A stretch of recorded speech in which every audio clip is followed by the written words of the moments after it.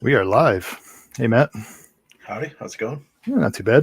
We are here doing our Knoxville, Tennessee River Bassmaster Elite fantasy fishing picks for Awesome, 2021.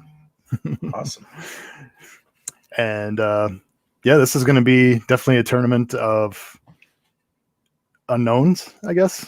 I mean, they had the Classic there 2 years ago, but most of the field was not at the Classic. So Yeah, very limited few guys for sure. I think the other part of it that we don't really know too much about is going to be just how the weather is going to affect it. They've been cold, and we'll see what happens here, huh? Yeah, hopefully the weather will settle down enough and stay consistent where it's not throwing them curveballs each day. Just looking at their weather right now, like low to mid 50s Thursday, Friday, and then Saturday, Sunday. Looks like it's going to warm up closer to 60 degrees for them, but it does look like good chance of rain Friday, Saturday, and Sundays. They're probably going to get wet most of the day. Cool. So yeah, it'll. I'm sure it'll be a little bit of a factor, but who knows? That rain may give them a little bit better bite. We'll see. Nice. All right, so do you want to just jump into it? Yeah, we'll just hit it right off the bat here. So let's go to Group A, Bucket A.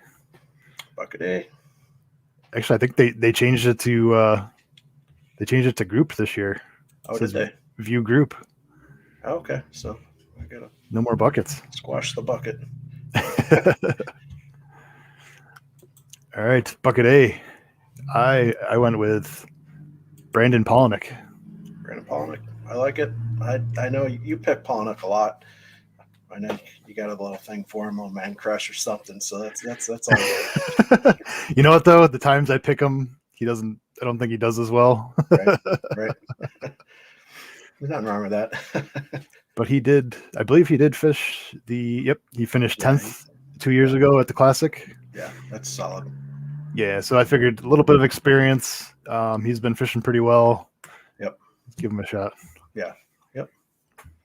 My A group pick is Brandon Lester. I took Brandon Lester last event, but he's definitely a TVA river fisherman. So he was he about 27%, something like that. So Yep.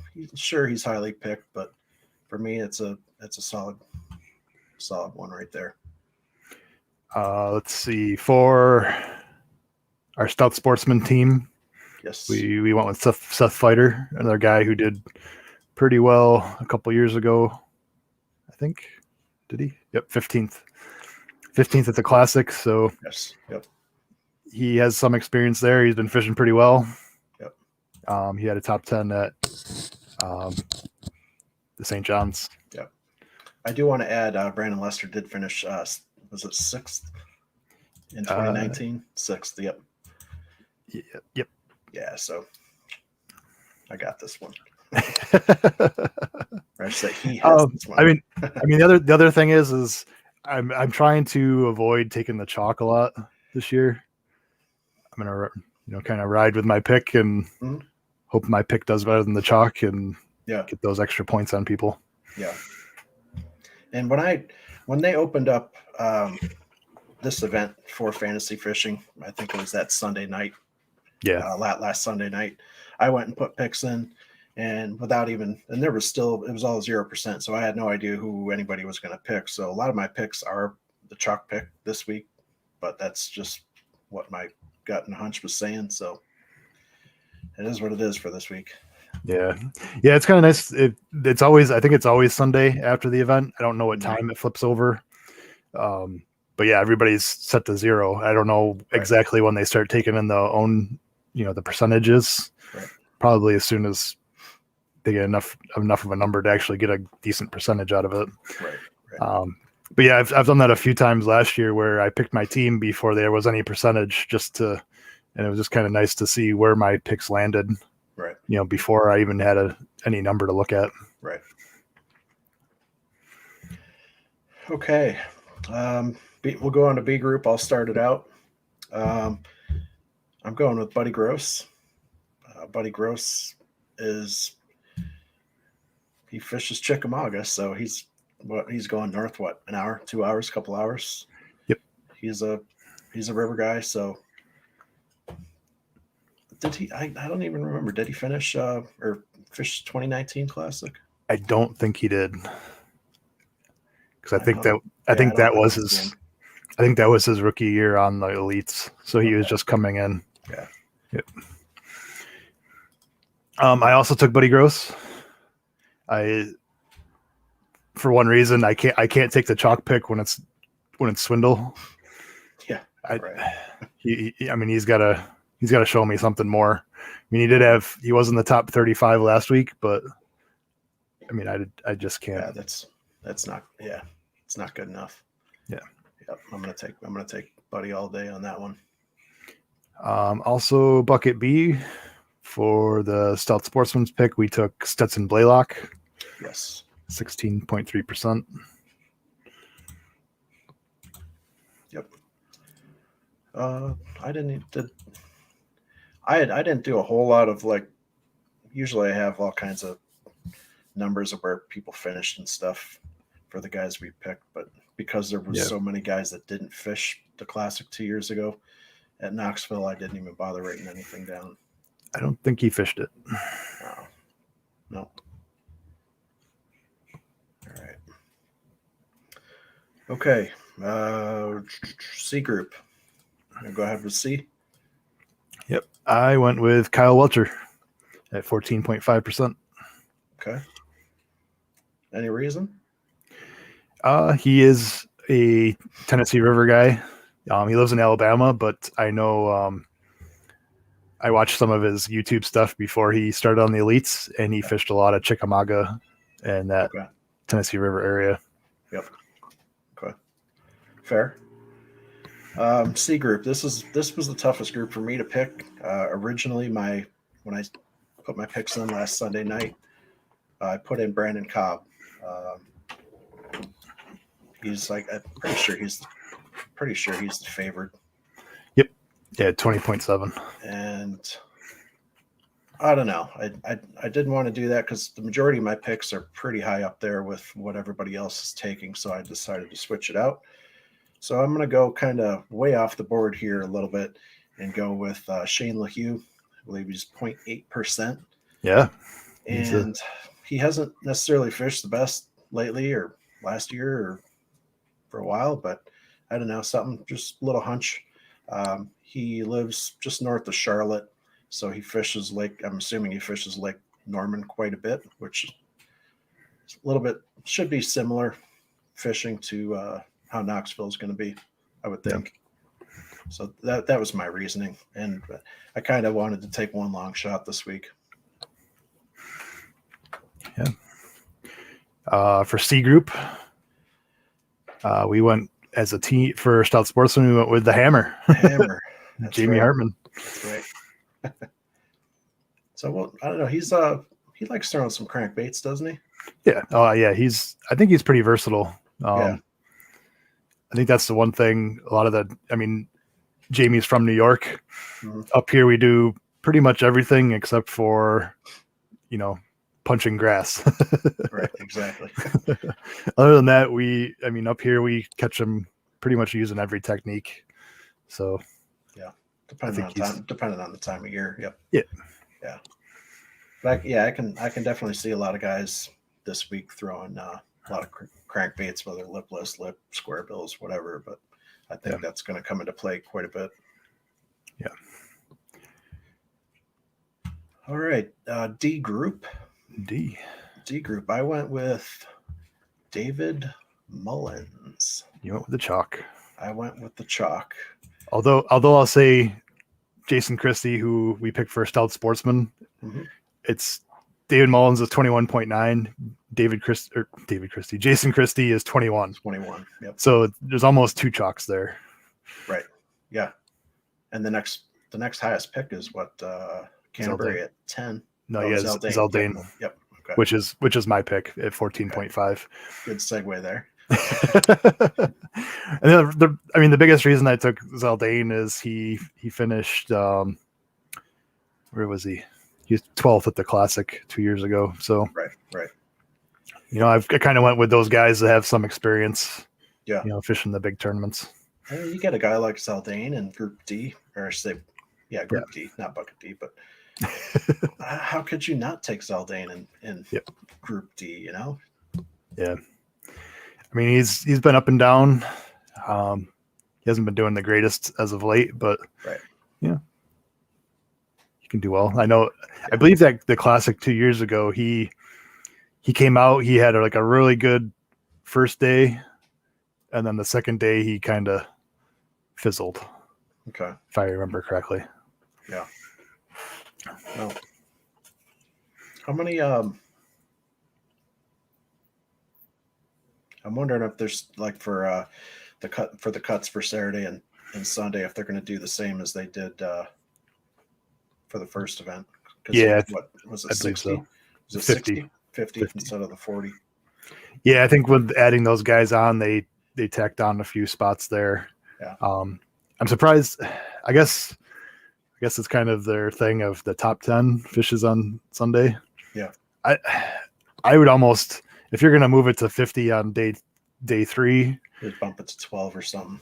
Yeah, either even 15. Yeah, that's what I was going to say, 12 or 15, just to give those a couple extra guys. I mean, how many times have we seen those guys that start in 10th place on Sunday actually win? Right. There's been 3 or 4 times in the past 2 years. So yeah, and then I mean, you could have that 10th through 15th place that could be separated by ounces or a pound. So yeah, it would give a little bit more opportunity for somebody to kind of catch back up on that last day. Yeah. But hey, we don't make those decisions. Yeah, that's right. Yep. All right. So we covered our Stout Sportsman pick already. Yep. So Christy fished the Classic. I mean, he didn't do very well, but he at least has some experience. Right. And he didn't do very well at the St. John's, and I'm sure he's definitely one of the him and Hackney are those intimidating guys on tour. So yeah, I'm sure he'll want to do a lot better than he just did. Yeah. Yep.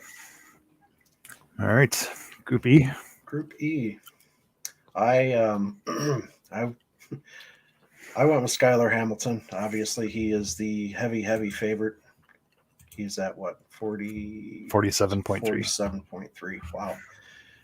He's the guy I picked for E-Bucket without even knowing percentages last Sunday. So I know I went with Clun last week and I got smoked taking the chalk pick, but this is pretty much Skylar's backyard, and I'm sticking strong with that one for sure. We also did that for Stout Sportsman. We went with Skylar Hamilton. Yeah. I'd say I went Jake Whitaker after Hamilton and Whitaker. I really don't see too much going on in that group. Yeah. Yeah. Other than those two, there wasn't a whole lot that kind of really stood out to me. Yeah, and I mean, Whitaker just he fished the Classic there 2 years ago, so and I guess that's kind of my theme now is guys who fish the Classic or live on that Tennessee River. Yeah. Okay, weights. What do you got for a weight? I went with 67 pounds and 5 ounces. 67.5. Okay. I went with 63 pounds, 6 ounces. And our Stout Sportsman, we kind of somewhat split the difference. We went 60. That's pretty much what we do for the most of the time we'll just split it somewhere in the middle. So 65.6 for the Stout Sportsman pick. Yeah, I'd say with looking at the numbers, I'd say it's going to be a high 50s to 70 pounds. Somewhere in there is going to be the weights. I mean, going from the numbers at the Classic in 2019, I believe that was a 3-day event, and I want to say it was at 49 pounds and some change was the winner. So you're looking at 15, 16, 17 pounds per day. Yeah, this is definitely one of those tournaments where they're more concerned about just catching 5 than they are catching 5 big ones. Yep. I think you're going to see a lot more of those bags that aren't full. Those 3 or 4 fish, not the 5 fish. Yep. we'll see what happens. And I know there's been, I believe, a little bit of talk about some smallmouth. Yep. For this event. So it'll be, and I think if they want to do smallmouth, they're going to have to make a bit of a run, I believe. I'm not sure. I know the Northern River part there, they do catch smallmouth, but I'm not sure exactly if they have to go any certain areas for them. So it'll be interesting to see if that comes into play at all. You know, if guys are going to go out and target them or what. Yeah. Yeah. So I'll just have to mention it. Both of us are no hats. You know, usually we do the hats for their shows. Yeah, I know. So and we're both wearing blue. Yeah. It completely wasn't planned. Before we came on, I was telling him, like, yeah, I'm going without the hat today to let my locks here flow. And I was telling him, like, I haven't had a haircut since beginning of December, and I'm like, you know, I'm kind of liking it. You know, I got the nice natural curls going, so I think I might let it grow until I catch my first fish of 2021. You know what you should do, and you have to do a YouTube video on that. Like after you catch that first fish, you should take a pair, like some clippers out with you. Just cordless clippers, right? Leave it in the lake. Right. Yeah, I could do that. Yeah, I mean this event's definitely going to be a different one than we're used to, I think. Yeah, it may line up more with those fall tournaments we saw this last year, where low numbers and low numbers. Yep, for sure. Yeah, we'll see. Yeah. I mean, it's it's not going to be definitely won't be one of those events where they're weighing in 25-pound bags. So, if somebody does, great, good for them. But yeah, I don't think I wouldn't venture to. I'd be surprised to see a bag over 20. To be honest, I think if you do see a guy who goes over 20 the next day, I don't think he's going to be able to duplicate it. Yeah, he'll probably pull in a 12 or something. But yeah.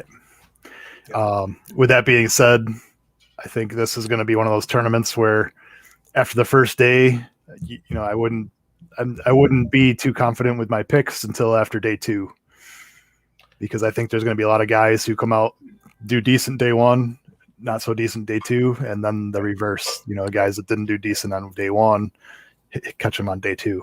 Yeah. I mean, things change a lot very quickly. I mean, you look at Klaus last week. He was a stud, and then he ended up finishing 10th. So just what he was actually, where he was fishing just fell off that last, day and a half, 2 days. Yeah. Things are going to change for sure. So, the two guys that I'm surprised, I don't see him coming up being owned very much, are the Johnston brothers. Yeah. When you throw in the hint of smallmouth, you're talking rivers. Because if they're probably down there actually practicing right now, because I think they practice Sunday, Monday, Tuesday. Yep. If they're, and at least one of these days, you can almost guarantee that one, if not both of them, will be trying to target some smallmouth. And if they can get two or three of them in a practice day, they're going to go after them. Yeah. And if they and they can get them solid numbers, that's something to think about. Yep. Chris does better with the smallmouth. Yeah. He does very well at the St. Lawrence, where Corey is more more shallower. Like he would rather flip and do that kind of stuff. Yeah. He's more of a shallower fisherman. So yeah, I mean, we saw a lot of that last weekend. Yep. Just playing in the pads and in the grass. Yeah, let's see. Yep. Corey made it into Group A, and Chris is in Group B. So they got 1.5 and Chris is 5.3. Okay. For me, I mean, they're two guys that I would look at, but I mean, for where they are in the buckets, I went with some other guys that I think had a little bit better shot. Yeah. Yep. Yeah. Anything else? I don't think so. No, I think we covered pretty much what we need to do. Well, normally I cover the dates and stuff like toward the beginning. So obviously it's a Thursday through Sunday, so February 25th through the 28th. The takeoffs 7 a.m. and they're taking off from Calhoun's on the river boat dock, and weigh-ins at 3 p.m. I don't know And about you. I don't I know did about you, but I think of something else when I hear Calhoun's. Calhoun's, right? Yeah. Route 78, New Fame. Little shout out. Right. Sorry to cut you off there. I think they're. I read that they're switching weigh-in places. I think weigh-ins Thursday, Friday at one place, and then Saturday, Sunday weigh-ins they're doing at like the state. I want to say the state fair or something or other. That must be down there. So, not that really makes a difference, but the weigh-ins I would assume for Saturday and Sunday are probably going to start a little bit later than 3 o'clock. But that's kind of par for their course because the weigh-ins never start on time if you're watching it on the website. Yeah. When it says 3 o'clock, just give it 10 minutes. Yeah. And if it's the classic, then you give it half an hour. Yeah. Yeah, that's pretty rough. The classic is definitely one of those weigh-ins where it takes way too long. Yeah, that was brutal. Last year it was absolutely brutal. Yep. All right. Alrighty. This is live. We're not just doing this yeah, we actually have later. We have 2 live viewers. Okay. All right. They haven't commented at all, but that's okay. Yeah. I wonder if Adam's watching us. He's probably like, "Oh, why didn't you pick Brian New?" Brian New was the anomaly last week. Yeah, and I mean to comment towards that is he's hot, but there's times when guys like after they win, that week that tournament right afterwards, like these guys after they win a tournament, their phones explode. Oh yeah, and they spend so much time that they're doing. I mean, I think I've seen 4 or 5 different podcasts and stuff that they had Brian New as a guest. Right. So he won a week ago, and he's already done 4 or 5 of these that I know of. Mm-hmm. Who knows how many other ones he has done and take phone calls and all that. So these guys, I mean, after they win, it's the media is right up their rear end. Yeah. So I think a lot of the times after these guys win one tournament, it's tough to come back and win another one. It's you get it. You get that. I mean, I'm sure he's probably exhausted, doing all this stuff. But hey, that's the life. I mean, he just won $100,000. Yeah. I'm sure as long as he, finishes in the money, he won't be too upset. Right. Yeah. Yeah. It actually, like for winning an event, it would actually be probably much easier on you if there was 3-4 weeks in between events. Yep. That way, that first week to 2 weeks, you can worry about the media and get all that stuff behind you, and then kind of settle down, focus, and then go forward, and focus on your practice fishing. Yep. All right, that's all I have for this week. I think we're good. Yeah, we're good. You got anything planned coming up this week, video wise? Anything coming out? Let's see. I just put up yesterday. I just put up the jerkbait part 2 video, the time lapse of building your rod, which you got to see. Yes. I was going to message you and be like, "Hey, I'm putting this up," and then right. I actually watched it and commented on it before he even got a chance to message me. So. Yep. So that was yesterday. This week, I'm not really sure what else I got planned. I'm gonna try to sneak a video in here, and then after we get off here, I got to talk to you about this next weekend. Okay. Figure things that out. Sounds good. Still working on that. Okay. So, yeah. You got anything going? I got one more video that I'll be posting up probably early in the week, which is another firearm video for those of you that are into that. If not, hey, no worries. But I think once it warms up a little bit more, I'll maybe try and do some some stuff with the boat in the garage. Just little things. Yeah. So we'll see, but it's got to warm up first. So yeah, I got a couple of boat projects myself when the cover can finally come off. Yep. I'm finally going to put those LED lights in this year. Okay. That I bought I bought like 3 years ago. And I also think I'm going to do a LEDs on the trailer. Okay. Got to figure that out still, but I think I'm going to do LEDs on the trailer. So when you're loading at night, you can turn those suckers on and you can see right where the trailer is. And you can line yourself up better. Yep. Yeah. So we'll see how that turns out. But I mean, one of the things I did with my trailer, and I did it mostly because, some of the time I'd be by myself. So loading and unloading, well, not unloading, but loading, it's easier to put those side bunks up. Yep. Yeah. Which I did. So it helps keep your boat centered. So, and if it's dark out too, it'll help you a lot too with, getting the boat centered to where it needs to be. Just a thought. Yeah. Maybe I don't know. Maybe later this week or next week we'll do a live video. We'll do a little. We'll bring it back. Oh yeah. We'll do it live and. Yeah, we can revisit that. Yeah. And honestly, like once we do that, if we kind of link that previous video that we did from that day at the expo, that is probably one of my most favorite videos we've ever done. It was it was like, all right, hey, let's do a video about this today. And so we walked outside from the expo, shot a cool, funny. To me, that video is hilarious. I love it. But yeah, it is a really good video. And there's like less than 50 views on it. But I don't know. It's got to just because it wasn't tagged properly or this or that or whatever it was. But it's actually a really good video.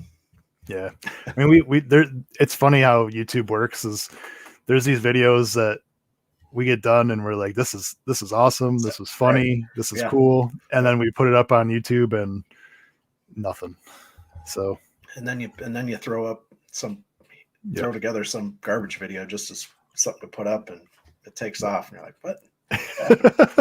I don't get it. Yeah, it's weird. Yeah. But like, comment, and subscribe, because definitely could use those numbers. Yeah, we're coming along. Been doing well the last month or so here, but we need to keep it going, keep that train moving forward. Yep.